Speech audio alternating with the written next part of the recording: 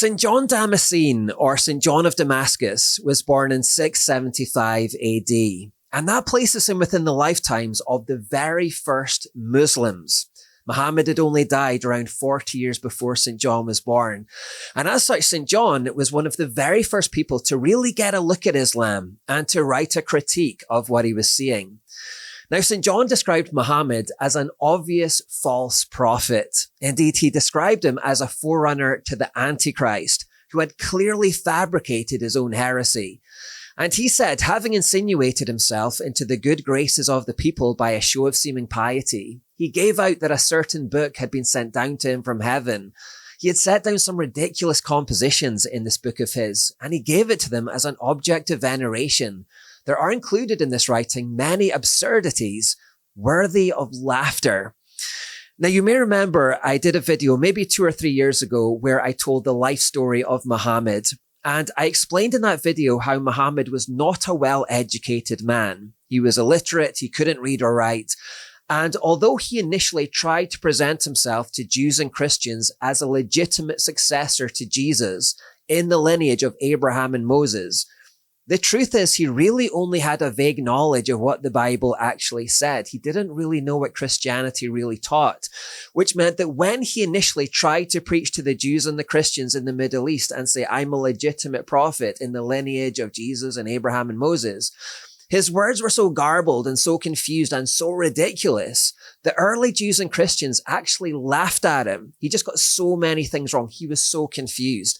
And this is what caused Muhammad to thereafter hate the Jews and the Christians. He had this vendetta against Jews and Christians because they had laughed him out of town.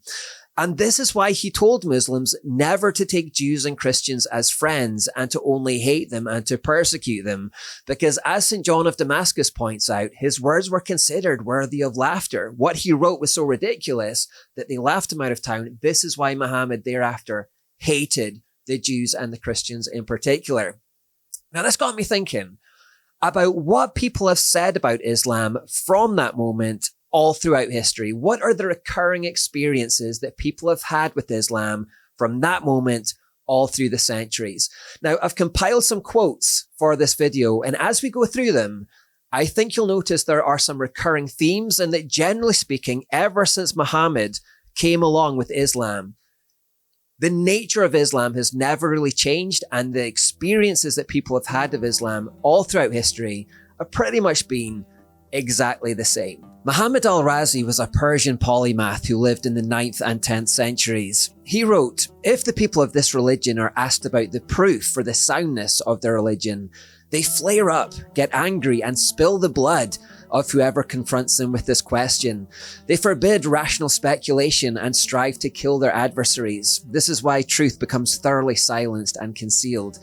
Ironically, Muhammad al-Razi is sometimes held up by Muslims as one of their so-called Islamic Golden Age scientists, but the truth is he was simply living under the oppression of an Islamic caliphate. He himself did not have much time for Islam, as can be seen in this quote.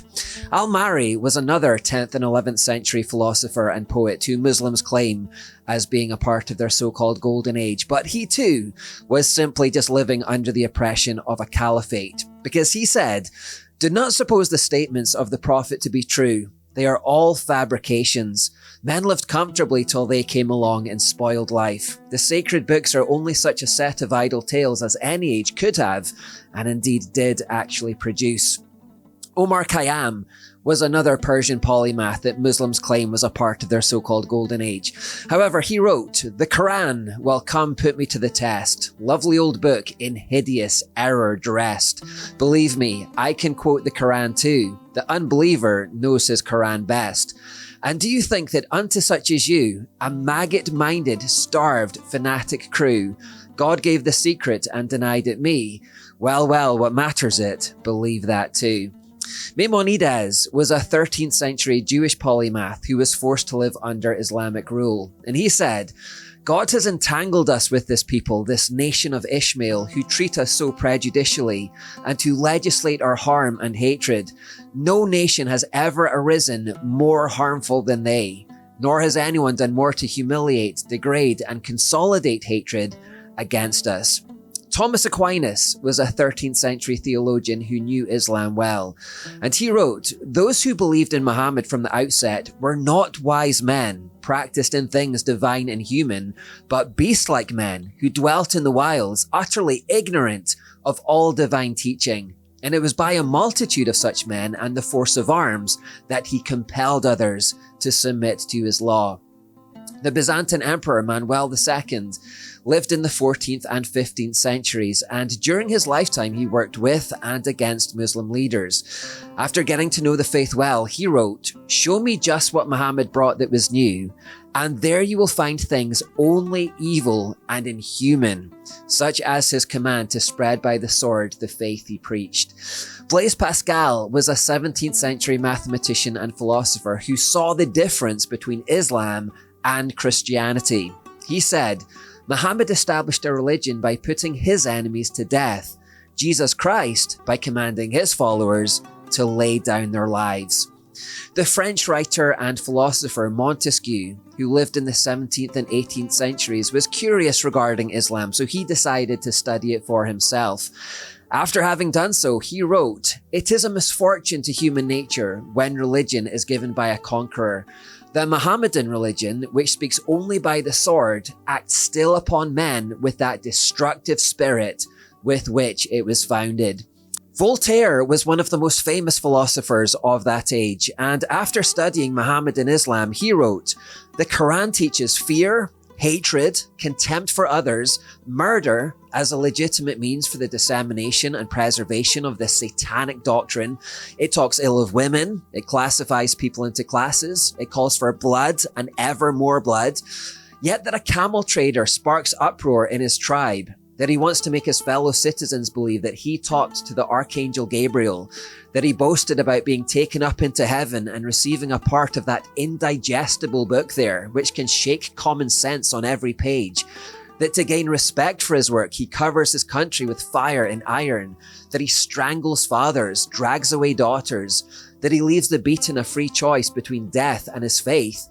Now, this is certainly something that no one can excuse, unless superstition has stifled any natural light of reason in him.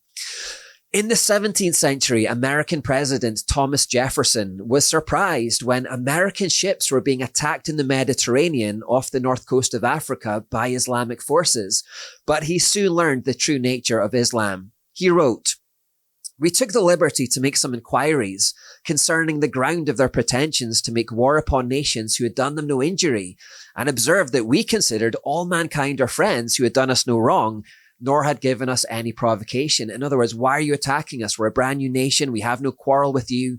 Why are you attacking us?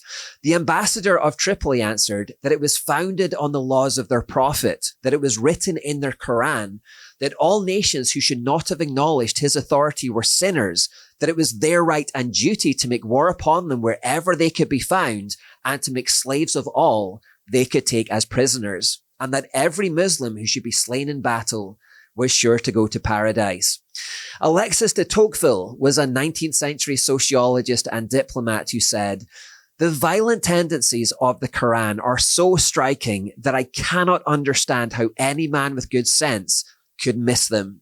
Sir William Muir was a scholar of Islam from the same period, and he concluded, "The sword of Muhammad and the Quran are the most fatal enemies of civilization, liberty, and truth which the world has yet known." Mark Twain wrote, "This is a simple rule and easy to remember. When I, a thoughtful and unblessed Presbyterian, examine the Quran, I know that beyond any question, every Mohammedan is insane, not in all things, but in religious matters." Arthur Schopenhauer wrote, "Consider the Quran. This wretched book was sufficient to start a world religion. In this book, we find the saddest and poorest form of theism. Much may be lost in the translation, but I've not been able to find a single idea of value." Winston Churchill, the famous 20th century British war leader and politician, saw Islam at close quarters, and he said, "How dreadful are the curses which Mohammedanism lays on its votaries. Besides the fanatical frenzy, which is as dangerous in a man as hydrophobia in a dog, there is this fearful fatalistic apathy. The effects are apparent in many countries. Improvident habits, slovenly systems of agriculture, sluggish methods of commerce, and insecurity of property exist wherever the followers of the prophet rule or live. A degraded sensualism deprives this life of its grace and refinement, the next of its dignity and sanctity. The fact that in Mohammedan law, every woman must belong to some man as his absolute property, either as a child, a wife, or a concubine, must delay the final extinction of slavery until the faith of Islam has ceased to be a great power among men. Individual Muslims may show splendid qualities, but the influence of the religion paralyzes the social development of those who follow it. No stronger retrograde force exists in the world. Far from being moribund, Mohammedanism is a militant and proselytizing faith. It has already spread throughout Central Africa, raising fearless warriors at every step.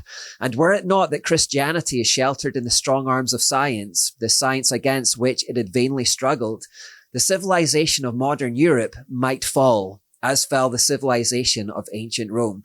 I disagree with his ideas on what protected Europe in the past, but I won't get into that here. Ali al-Wardi, a 20th century Iraqi intellectual, noted how even many Muslims don't want to live with the consequences of Islam. He said, if the Arabs had the choice between two states, secular and religious, they would vote for the religious and flee to the secular. Turkish scholar and former Islamic cleric Turan Dursun said, so many people can't live their childhood properly because of Muhammad. So many people are suffering his disasters. So many people know what's right is wrong and what's wrong is right because they think the darkness that he chose exists. Human emotions and human creations haven't progressed in many ways because of him. If there is a God, he is not Muhammad's. Dursun was later killed for criticizing Muhammad and the Quran in this way. The Iranian dissident Feridun Farrokhzad, I think I said that right, said, one of the greatest miracles of the Quran is that millions of Muslims have neither read it nor do they understand it, yet they all believe in the truth of its contents with the greatest of convictions. He too was later assassinated in Germany for words like these. The Iranian writer and intellectual Ahmad Khazravi wrote, Islam is a perversion whose origin lay neither in ethics nor in theological issues, but in a sordid struggle for dynastic power. And Pim Fortuyn said, I consider Islam a backward culture. I have traveled much in the world, and wherever Islam rules, it's just terrible. From the moment that Islam was founded, going right back to St. John of Damascus, it has been recognized by all who saw it, all who studied it, all who came into contact with it, as a violent, hateful, and dangerous ideology. Something that if we want to maintain a free, happy, prosperous civilization, and if we want humanity to flourish into the future, Islam must be swept away and kept out. It has no place in civilized society, and it must be defeated. For 14 long centuries, our forebears have been sounding this warning again and again and again. From generation to generation, they've been saying, keep Islam out. Do not let it in. It will only bring trouble and strife and death and oppression. The question is, for our generation, will we listen to them and will we respond before it's too late?